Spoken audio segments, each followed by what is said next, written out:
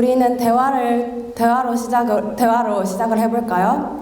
지금 제가 보여드릴 대화는 점심시간 미추홀 배구 급식실에서는 얼마든지 볼 수 있는 대화입니다. 제가 친구들과 밥을 먹고 있었는데 여느 때와 다름없이 교장 선생님께서 오셔서 질문을 하나 던지셨습니다. 실화입니다. 헤헤, 우리는 왜 눈을 덮는 눈꺼풀은 있는데 귀를 덮는 귀뚜껑은 없을까? 혜선, do you know why? 라고 제게 물으셨습니다. 저는 당황한 나머지 no 라고 대답을 해버렸고 제 대답에 말문이 막히셨는지 교장 선생님께서는 you don't know? 하고 가셨습니다.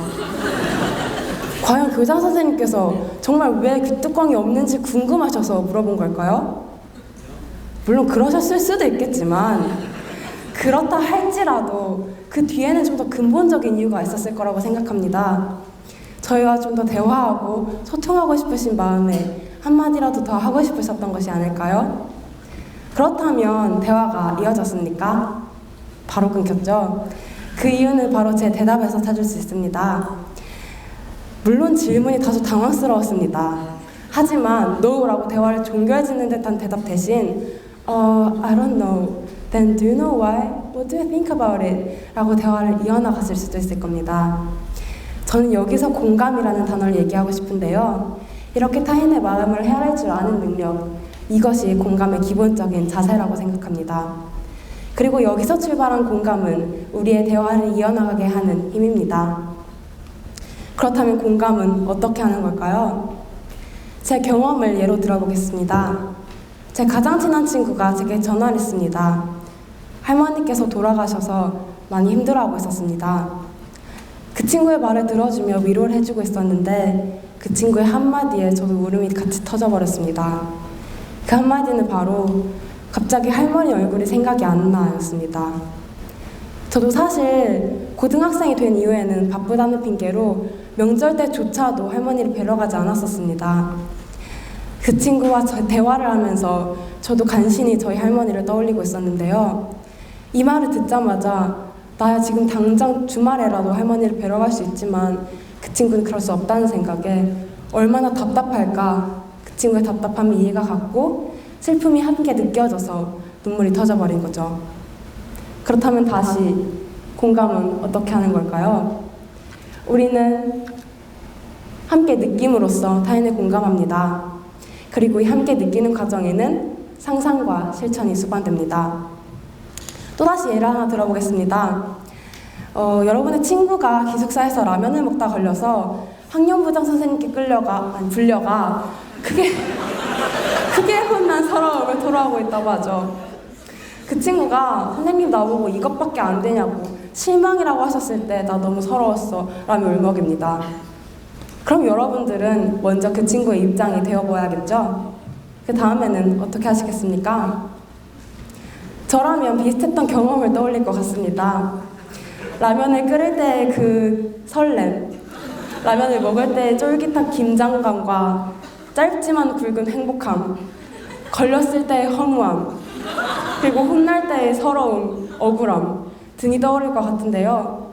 그 다음에는 내가 그 기분 알지, 위로해줘야겠다 라고 생각할 것 같습니다. 여러분은 지금 머릿속으로 어떤 생각을 하셨는지 모르겠지만 저를 따라 머릿속으로 하신 모든 과정이 바로 상상입니다. 우리는 상대방의 입장이 되어보는 것을 시작으로 그 상황에 나를 대입하여 비슷했던 경험을 떠올리고 그 사람의 지금 기분은 어떨지, 무엇을 필요로 하고 있을지 상상할 수 있는 거죠. 그 다음에는 어떻게 하실 건가요? 여기서 그렇겠군 하고 끝난다면 그건 공감이 아니겠죠. 위로를 받고 싶겠지라고 생각했다면 위로를 해주면 되겠고 조언을 구하고 싶을 거야 라고 생각했다면 조언을 해주면 되겠죠. 이것이 바로 상상의 실천입니다. 물론 이 실천의 단계가 불가능한 경우도 있습니다. 가령 슬픈 영화를 보면서 눈물을 펑펑 흘리는 경우에는 그때는 슬픔을 함께 느낀 것만으로도 충분히 가치 있는 공감은 이루어진 거겠죠. 하지만 앞의 상황에서는 이해와 상상에서 끝난다면 나의 입장에서는 공감했음에도 불구하고 상대방은 잘 모를 겁니다. 그래서 공감을 위해서는 상상할 수 있는 능력, 그리고 그것이 필요하다면 실천까지 할 수 있는 능력이 중요합니다. 여기까지 들으신 여러분들은 누구나 다 알고 있는 너무나 당연한 소리라고 여기실지도 모르겠습니다. 어떤 분들은 공감 누워서 떡 먹기지라고 생각하실 수도 있습니다. 근데 저도 그렇게 생각합니다. 공감은 누워서 떡 먹기와 같습니다. 그런데 사실 누워서 떡 먹기는 쉽지 않습니다. 그리고 누구나 다 챙겨 먹고 있는 걸까요? 학교 폭력을 생각해 볼까요? 기본적으로 폭력이란 모두가 공감할 줄 아는 사회에서는 찾아볼 수 없겠죠? 내가 어떠한 행동을 했을 때 누군가가 많이 힘들고 왜 괴로울 수 있겠구나 라는 생각을 할 수 있는 능력 자체가 공감 능력이기 때문이죠. 하지만 우리 사회는 여전히 꾸준히 학교 폭력이 시달리고 있고 너무나 많은 피해 학생들이 심지어 가해 학생들조차도 이로 인해 너무 힘겨워하고 있습니다. 이는 공감을 어려워하는 사람들이 잘 챙겨 먹지 못하고 있는 사람들이 분명히 있고 적지 않다는 것을 보여줍니다. 저는 이렇게 종종 나타나는 공감 부족의 원인이 경험의 부족 때문이 아닐까라는 생각이 들었습니다.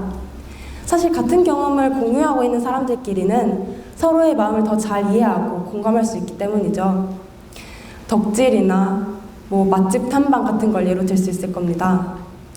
그래서 저는 공감을 경험해 볼 수 있는 장, 그래서 공감의 가치를 깨달을 수 있는 장이 필요하다는 생각이 들었고 그것이 교육일 수 있을 거라는 생각이 들었습니다.